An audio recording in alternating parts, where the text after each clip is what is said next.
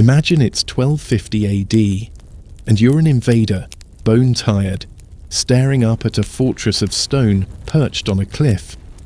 Your siege towers mired in mud, your men starving, while the castle's defenders feast on roast chicken, waving it at you from the walls. Welcome to Medieval Uncovered, where we tear away the myths to reveal the raw genius of the Middle Ages.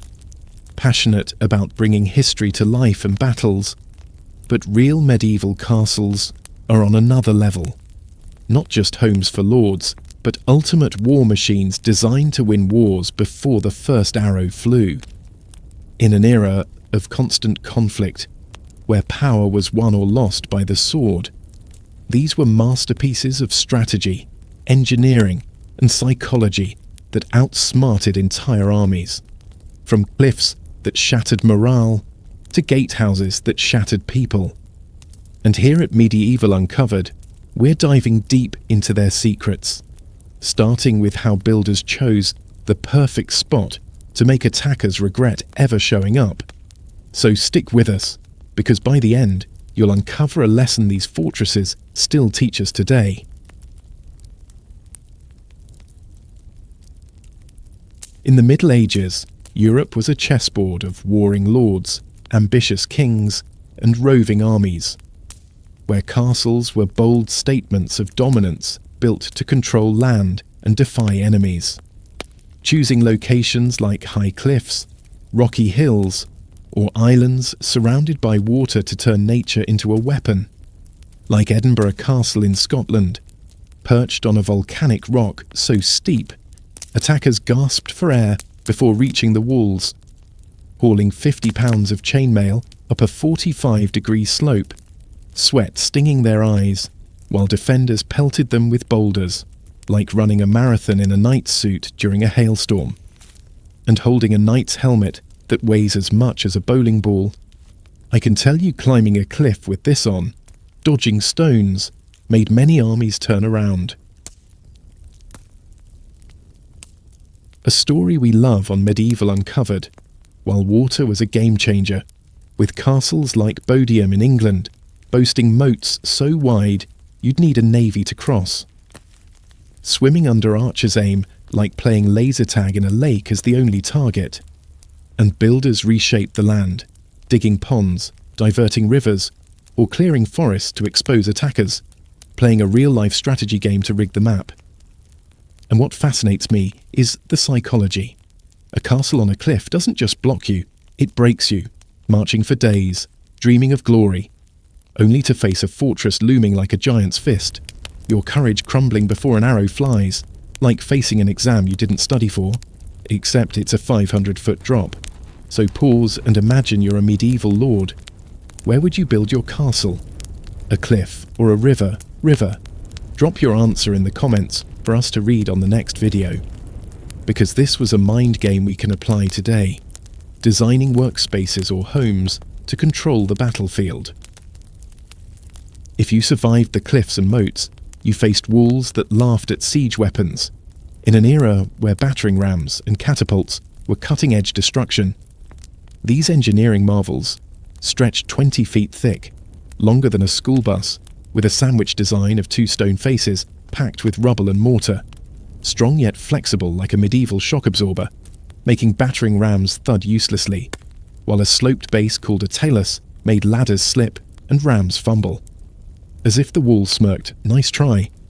And castles like Dover in England used concentric walls, 2 layers, the inner one taller, so breaching the outer wall trapped you in a kill zone with archers firing from both sides, like a video game boss fight with no health potions and infinite enemy ammo. A design we're obsessed because it's strategy, like a chess player thinking 3 moves ahead. And what blows my mind is how builders used physics before it was science. The talus redirecting force upward with geometry. Concentric walls inspiring modern cybersecurity's layered defense. Imagining buildings today with such smarts. Multiple barriers, outwitting threats. A reminder that strength is cleverness. And in 1216, French invaders attacked Dover Castle, breaching the outer wall, cheering until the kill zone stopped them. picked off like carnival targets. The siege collapsing as Dover stood tall, a tale of design trumping force. While at Crac des Chevaliers in Syria, in 1188, Saladin's army faced walls up to 25 feet thick, absorbing catapult barrages, giving up after weeks, proving engineering outlasted even the greatest generals. If walls were the shield, gatehouses were the trap, turning a necessary entrance into a nightmare. In a world where every castle needed a way in, engineers made gatehouses like haunted houses, luring attackers over a drawbridge across a moat, only to drop a portcullis, a massive iron grate, like a guillotine, then unleashing murder holes where defenders poured hot sand, boiling water, or rocks and through ceiling openings, burning skin and cracking helmets in a stone hallway where gravity was the villain, while arrow loops let archers fire from hidden slits, hitting enemies who barely saw them, and false gates tricked attackers into dead ends or worse. Traps within traps, as if builders said, "We're smarter." We're fascinated by the psychology, gatehouses terrifying attackers into submission, a lesson that perception is defense, weaponizing fear with sharp turns to disorient and false gates to mock, like a maze by a sadistic genius, inspiring modern security like airport checkpoints that disorient threats, making them doubt. So pause and imagine you're an attacker in that gatehouse. Sand pouring down. What's your next move? In 1244, attackers stormed Caerphilly Castle's gatehouse in Wales, thinking they'd won, until a false entrance led to a trap, the portcullis dropped, archers fired, and the assault collapsed in minutes. A medieval uncovered story of vulnerabilities turned into death traps. Gatehouses trapped you, but towers owned you, in an age where height meant power. Towers were snipers' nests commanding the battlefield, with round towers like those at Conwy Castle having no blind spots, their curved walls shrugging off catapult stones, while archers in arrow loops struck from 200 yards, invisible below, and lookouts spotted armies days away, using smoke signals or flags as medieval radar with a killer view, while spiral staircases curved clockwise, so right-handed attackers climbing up fought at a disadvantage, every inch a weapon.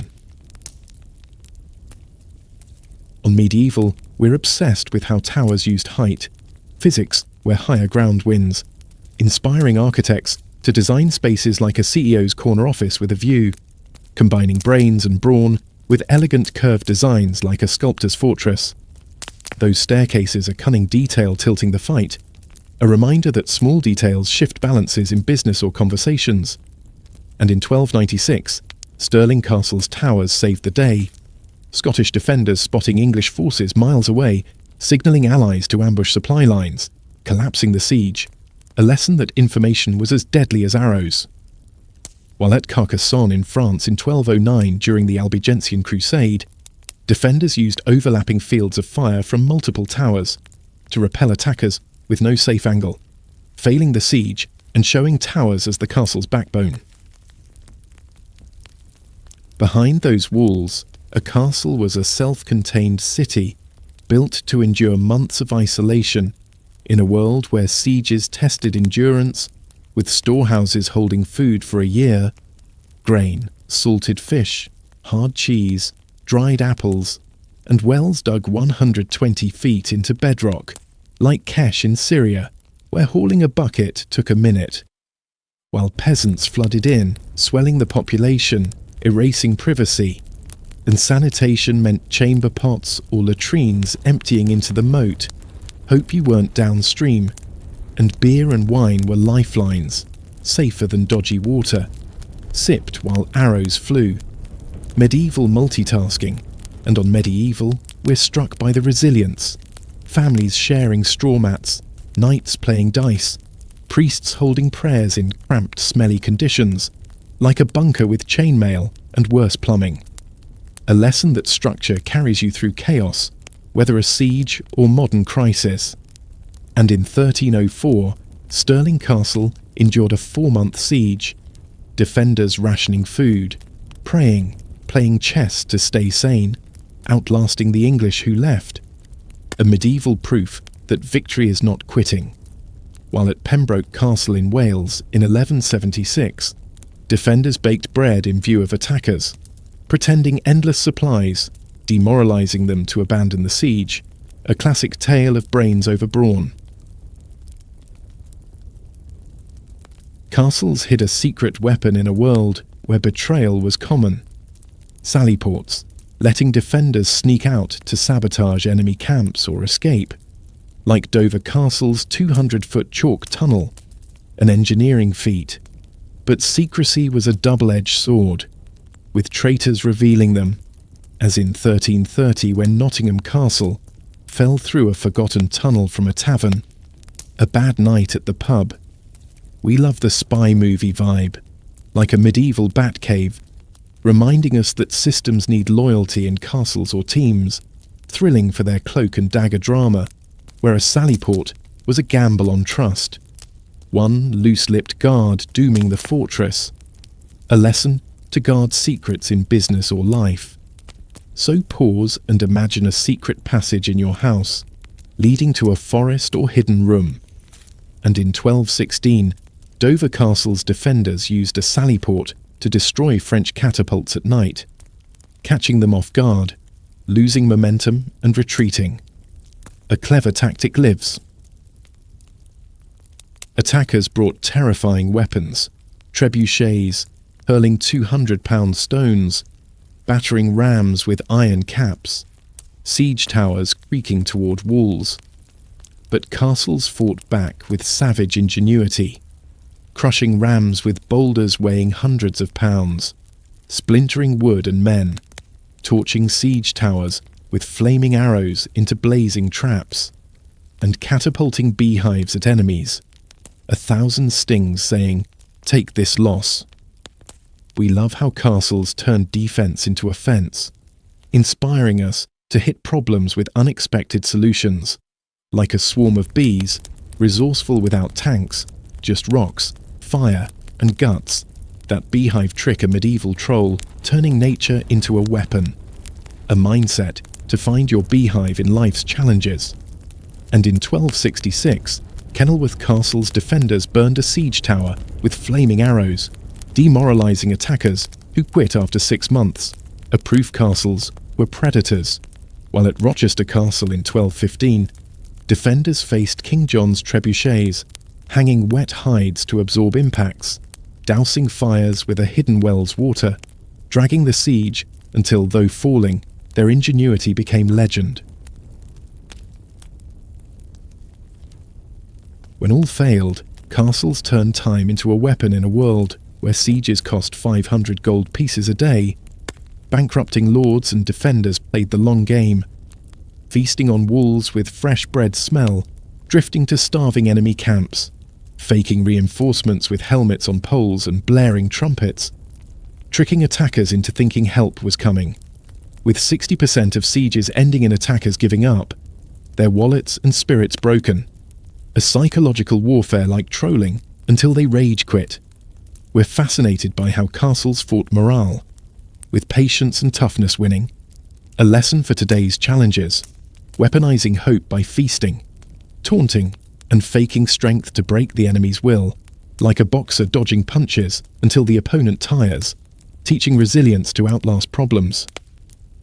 And in 1224, Bedford Castle held out 2 months, taunts and fake reinforcements, convincing the English to leave, a win without fighting. While at Château Gaillard in 1203, Norman defenders paraded livestock on walls, pretending endless supplies, demoralising the French to abandon the siege, a gem of psychological victory. Medieval castles weren't piles of stone, but strategy, psychology, and engineering rolled into one, teaching us that true strength comes from planning, adapting, and outthinking challenges, and facing a tough project, setback, or rough day. Be a castle. Choose your ground, build defences, and never give up.